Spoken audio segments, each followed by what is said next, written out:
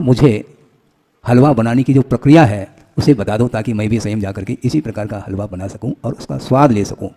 तो उन्होंने कहा ठीक है, इसमें क्या बात है, आटा है गेहूं का आटा है सिका हुआ, और उसमें अनुपात से क्या मिलाना, घी मिलाना, अनुपात से चीनी अर्थात शक्कर मिलाना, और जो भी इलायची आदि मिलाना, चाहो तो केसर भी मिला सकते हैं आदि आदि, बादाम भी डाल देना अनुपात से। इस प्रकार उन्होंने हलवा बनाने की विधि बता दी। जा करके उस विधि के अनुरूप वह बनाना प्रारंभ करता है।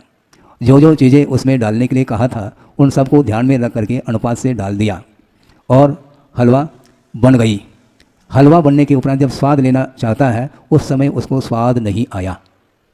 आपको लगेगा कि महाराज ऐसा क्यों हो रहा है, कोई गलत प्रक्रिया बताई थी क्या उसने मित्र ने? नहीं, गलत तो नहीं बताई है, जैसा उसने कहा था उसी प्रकार विधि के अनुरूप उसको बनाने का हमने पुरुषार्थ किया है।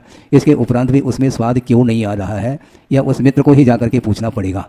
और पुनः गया वो और पूछ रहा है कि भाई साहब आपने जैसा कहा था वैसा ही हमने किया, इसमें कोई 1% भी इसमें कोई मिस्टेक नहीं, अनुपात की अपेक्षा से भी बिल्कुल ध्यान रखते हुए हमने बनाया है, इसके उपरांत भी वो स्वाद क्यों नहीं आ रहा है। तो मित्र ने कहा कोई बात नहीं, तुम्हारे घर चलता हूँ, चलो मैं बना करके दिखाता हूँ। अब गया और मित्र ने बोला क्यों, आपने क्या क्या चीज़ें डाली थी? जैसा आपने कहा था उसमें से एक भी चीज़ की कोई कमी नहीं है। अच्छा, अनुपात से डाला? हाँ बिल्कुल अनुपात से।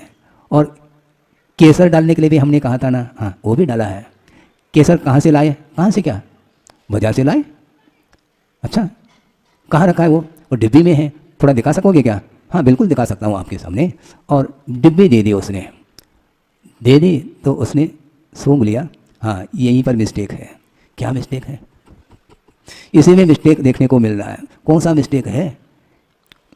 इसमें केसर है, कस्तूरी है आदि आदि, लेकिन जो डिब्बे में रखा है उसमें पहले क्या रखते थे?